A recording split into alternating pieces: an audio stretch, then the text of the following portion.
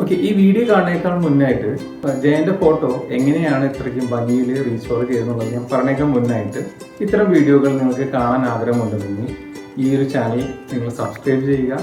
അതേപോലെ തന്നെ നിങ്ങൾക്ക് ഈ ഒരു വീഡിയോ ഇഷ്ടപ്പെടുകയാണെന്നുണ്ടെങ്കിൽ ലൈക്ക് ചെയ്യുക, കമൻറ്റ് ചെയ്യുക. ഓക്കെ, നമുക്ക് ഈ വീഡിയോയിലേക്ക് തുടരാം.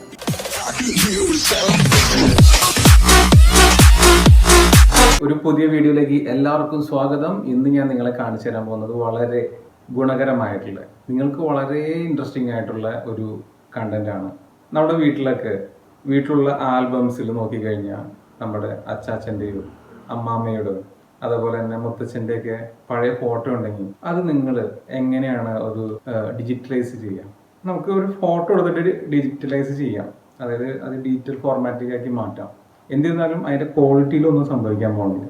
അതിൻ്റെ ആ കാണാനുള്ളത് ആ ബ്ലറായിട്ടുള്ളതാണെങ്കിൽ ബ്ലറായിട്ട് തന്നെ ഇരിക്കുക. ഇത് നമുക്കത് നമുക്ക് വേറെ ഓപ്ഷൻ എന്താ ഉള്ളത്, നമുക്കൊരു നന്നായിട്ട് പെയിൻറ്റിങ് ചെയ്യുന്ന നല്ല ഒരു ആർട്ടിസ്റ്റിൻ്റെ അടുത്ത് കൊടുത്തിട്ടുണ്ടെങ്കിൽ നമുക്ക് ആ ഒരു ഫോട്ടോവും കാര്യങ്ങളൊക്കെ റീസ്റ്റോർ ചെയ്തെടുക്കാൻ പറ്റും. പക്ഷെ അതിന് നിങ്ങൾക്ക് കൂടുതൽ പണച്ചെലവും കാര്യങ്ങളും ഉണ്ട്. പിന്നെ അതൊരു മെനക്കേടാണ്, ആർട്ടിസ്റ്റിനെ കണ്ടെത്തണം, നമ്മളിതൊക്കെ കൊണ്ടുപോയി കൊടുക്കുക, അങ്ങനെ കുറേ കാര്യങ്ങളുണ്ട്.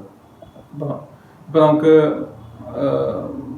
വേറൊരു ഓപ്ഷൻ ഉള്ളതെന്ന് വെച്ചിട്ടുണ്ടെങ്കിൽ ഇതൊരു ഡിജിറ്റൽ ഫോർമാറ്റിലേക്ക് ആക്കി നന്നായിട്ട് ഫോട്ടോഷോപ്പൊക്കെ ചെയ്യുന്ന ഒരാളുടെ കയ്യിൽ കൊടുത്തു കഴിഞ്ഞിട്ടുണ്ടെങ്കിൽ അതിനെ ഒന്ന് റീസ്റ്റോർ ചെയ്തിട്ട് ഡിജിറ്റൽ ഫോർമാറ്റിലേക്ക് ആക്കി മാറ്റാൻ പറ്റും. പക്ഷെ അവിടെയും നമുക്ക് പൈസ ചിലവുണ്ട്. അതുപോലെ തന്നെ അതിൻ്റെ പിന്നാലെ നടക്കുകയും കാര്യങ്ങളൊക്കെ ചെയ്യണം. സ്റ്റുഡിയോയിലേക്ക് പോകണം, അല്ലെങ്കിൽ അത് പോയി കളക്ട് ചെയ്യാൻ വരണം, അല്ലെങ്കിൽ നമ്മൾ തേടി പിടിച്ച് കണ്ടെത്തി അവരെ കഥ അയച്ചു കൊടുക്കാം. നമുക്ക് മൊത്തത്തിൽ മടിയന്മാരുടെ ലോകമായതുകൊണ്ട് അത്തരം കാര്യങ്ങളൊന്നും ആരും ചെയ്യുന്നില്ല. അപ്പോൾ ഇവിടെയാണ് നിങ്ങൾ ആദ്യം കണ്ട ആ ഒരു ജയന്റെ ഫോട്ടോസിലുള്ള ആ ഡിഫറൻസ് നിങ്ങൾ കണ്ടില്ലേ. ഈ ഒരു ജയന്റെ ആ ഒരു ഫോട്ടോ ഇത്ര ക്ലാരിറ്റിയോട് കൂടിയിട്ട് ചെയ്തത് ആരാ നിങ്ങൾക്ക് അറിയണ്ടേ? ഒരു ആർട്ടിഫിഷ്യൽ ഇന്റലിജൻസ് അൽഗോരിതമാണ് ചെയ്തത്. GFP-GAN എന്നൊരു അൽഗോരിതം വെച്ചിട്ടാണ് ഈ ഒരു റീസ്റ്റോറേഷൻ ചെയ്യുന്നത്. ഇതൊരു ഫേഷ്യൽ റീസ്റ്റോറേഷന് വേണ്ടിയുള്ള ഒരു അൽഗോരിതമാണ്.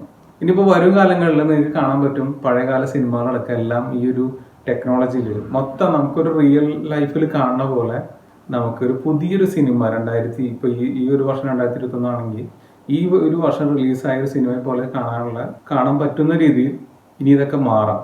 അവിടെയാണ് ഇത്തരം ആർട്ടിഫിഷ്യൽ ഇൻ്റലിജൻസ് പോലുള്ള മേഖലകളുടെ ഇനി വരാൻ പോകുന്ന ഒരു ഇന്നോവേഷൻ യുഗം ചിലപ്പോൾ അതായിരിക്കാം. അതിൻ്റെ ഒരു തുടക്കം എന്ന നിലയിലാണ് ഈ ഒരു അൽഗോരിതം റീസെൻ്റ് ആയിട്ട് ഡെവലപ്പ് ചെയ്ത് നമുക്ക് മുന്നിൽ എത്തിച്ചത്. ഇനി ഇതിപ്പോൾ ഒരു ട്രെൻഡായി വരുന്നുണ്ട്. നിങ്ങൾക്ക് ഇനി ഫ്യൂച്ചറിൽ ഇത് കാണാൻ പറ്റും. ഈ ഒരു ട്രെൻഡ് വെച്ചിട്ട് പലരും ഈ പറഞ്ഞ പോലെ റീസ്റ്റോറേഷൻ ചെയ്ത ഫോട്ടോസും കാര്യങ്ങളൊക്കെ ഫേസ്ബുക്കിലും ഇൻസ്റ്റാഗ്രാമിലും ഒക്കെ ഇടുന്നതായിട്ട് നിങ്ങൾക്ക് ഇനി കാണാൻ പറ്റും. അപ്പോൾ നിങ്ങൾക്കും നിങ്ങളുടെ എന്തെങ്കിലും ക്ലാരിറ്റി ഇല്ലാത്ത ഫോട്ടോസോ കാര്യങ്ങളൊക്കെ ഉണ്ടെങ്കിൽ, പഴയ കാരണന്മാരുടെയൊക്കെ ഫോട്ടോസും കാര്യങ്ങളും റീസ്റ്റോർ ചെയ്യാൻ ആഗ്രഹം ഉണ്ടെന്നുണ്ടെങ്കിൽ നിങ്ങൾക്ക് ഞാനൊരു വെബ്സൈറ്റിൻ്റെ ലിങ്ക് താഴെ തരാം. ആ വെബ്സൈറ്റിൽ കയറിയിട്ട് നിങ്ങളുടെ ഫോട്ടോ അപ്ലോഡ് ചെയ്ത് കഴിഞ്ഞിട്ട് നിങ്ങൾക്ക് ഇത് റീസ്റ്റോറേഷൻ ഈസി ആയിട്ട് ചെയ്യാൻ പറ്റും. പക്ഷെ നിങ്ങൾക്ക് ചിലപ്പോൾ ഒരു ഗിറ്റ്ഹബ് എന്ന് പറഞ്ഞിട്ടുള്ളൊരു പ്രൊഫൈലിൽ നിങ്ങൾക്ക് ഒരു ലോഗിൻ ID ഉണ്ടെങ്കിൽ ചിലപ്പോൾ അത് ചെയ്യാൻ പറ്റുള്ളൂ.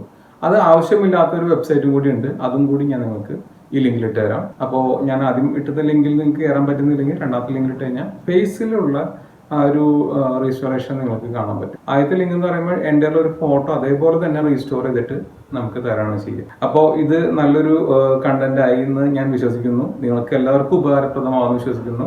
അപ്പോൾ ഇനിയുള്ള ഇത്തരം കണ്ടന്റുകൾ ഇനിയും വരുന്നതായിരിക്കും. എല്ലാവർക്കും നന്ദി, നമസ്കാരം.